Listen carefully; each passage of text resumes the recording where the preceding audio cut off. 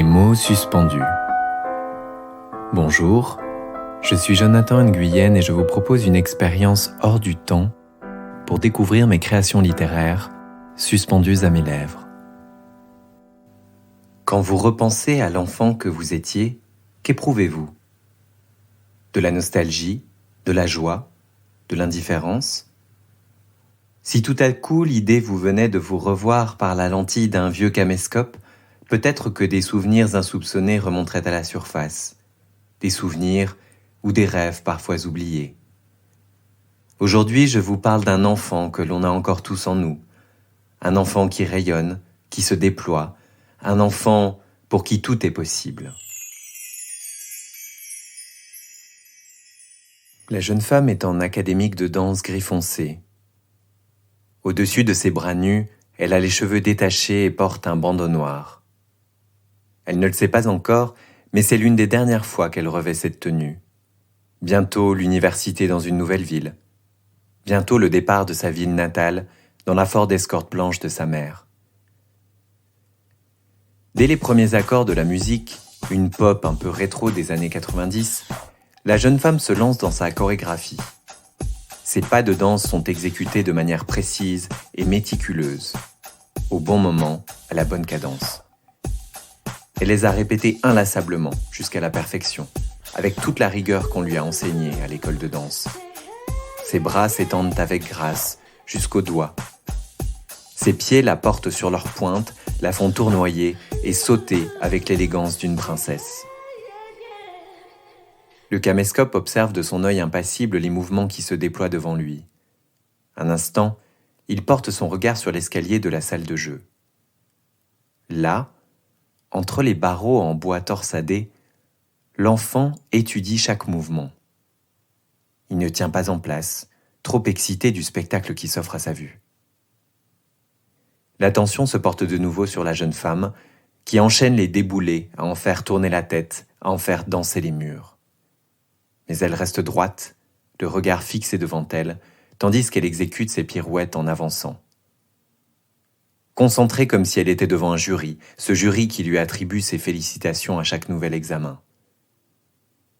La musique s'épuise et s'essouffle. Radieuse, la jeune femme fait une révérence pour son public. Nouvelle séquence.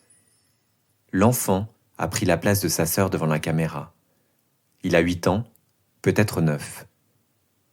Il est vêtu d'un pantalon moulant et d'un t-shirt noir. C'est sa tenue, son académique à lui.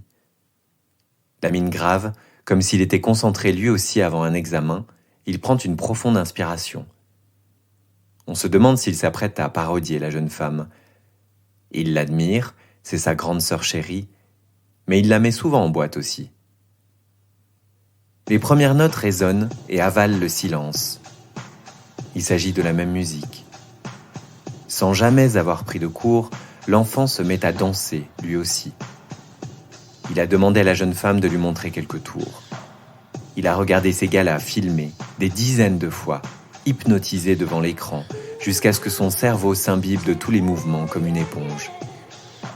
Il est prêt pour la performance de sa vie, devant ce caméscope qui immortalise chaque détail, qui fige le passé dans des couleurs délavées de papier peint années 90. Un passé compressé entre des séquences de montagnes et de famille. Un passé que tout le monde avait oublié, en premier lieu les protagonistes, mais qui ressurgit soudain. Au premier abord, un spectateur peu attentif pourrait penser que l'enfant ne fait que copier les mouvements et les reproduire par mimétisme, certes avec une précision remarquable. Mais s'il observe bien, le spectateur peut déceler que l'enfant recrée, réinterprète, sublime ce qu'il a vu. Du haut de ses 1,30 m, il s'élance dans le tourbillon des notes sans une once d'hésitation. Il n'a pas peur d'être jugé ou regardé de travers. Il est encore trop jeune pour ça. Le temps de la censure viendra bien assez tôt et lui collera à la peau comme un juste au corps. Mais pour l'instant, il n'est qu'énergie débordante, il n'est que grâce transcendante. L'enfant danse pour une caméra, pour un public imaginaire, un public qu'il n'aura jamais. Les tonnerres d'applaudissements, il les découvrira au patinage sur glace et sur les planches, mais ça n'aura jamais le même goût que cette danse en parfaite adéquation avec son désir profond. Au fil des années, il dansera entre les murs feutrés de ses maisons successives tout en s'imaginant sous le feu des projecteurs. Son secret, de lui à lui, puisqu'on lui a interdit de s'y adonner. L'enfant danse pour tous ceux qui n'auront jamais la chance de pouvoir danser, pour ceux qui sont retenus, interdits, empêchés comme lui de s'adonner à cette expression de leur être. Il danse pour des générations entières brisées par les chaînes de la peur. Mais avant tout, l'enfant danse pour lui-même, pour exprimer ce désir tonitruant de vivre qui le conduit à tourner en avant, le regard toujours droit. Dans cet espace hors du temps, il n'y a plus de limite à l'existence. Il peut enfin être qui il veut, grâce aux ondulations de son corps qui transmutent l'être. Il ferme les yeux et oublie ses cheveux bruns et sa coupe au bol, qu'il remplace parfois par un foulard noué autour de sa tête. Ses cheveux de soie sont longs désormais. Ils flottent derrière lui à chaque fois qu'il rejette la tête en arrière. Il imagine le maquillage, le strass, les paillettes. Il danse pour l'homme qu'il sera, il danse pour la fille qu'il aimerait être. Il danse pour être libre. L'enfant devient la musique, le rythme, la danse jusqu'au bout des doigts. Tout autour de lui, la terre semble vibrer, comme si l'écho de ses pas de danse résonnait par vagues crépitantes. Sa matière est à la fois légère et habitée. Il ne pèse rien pour pouvoir sauter, mais il pèse lourd pour s'ancrer dans le sol. Lorsque ses bras fendent l'espace, des étincelles jaillissent, illuminant la pièce comme les flambeaux d'une cérémonie sacrée.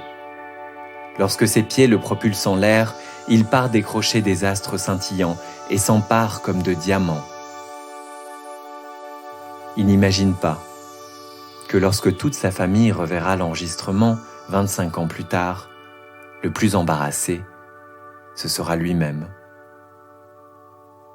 Embarrassé de se voir, alors que tous s'extasient devant sa grâce et son talent.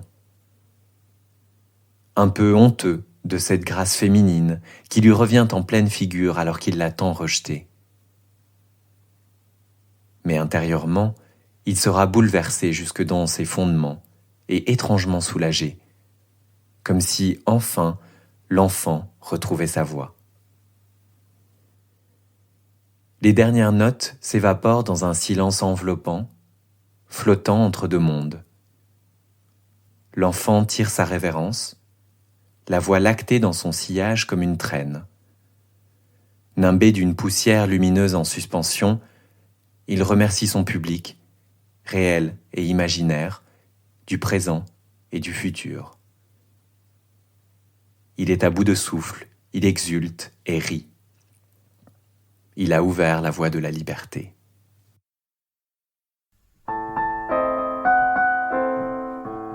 Merci d'avoir écouté Des mots suspendus.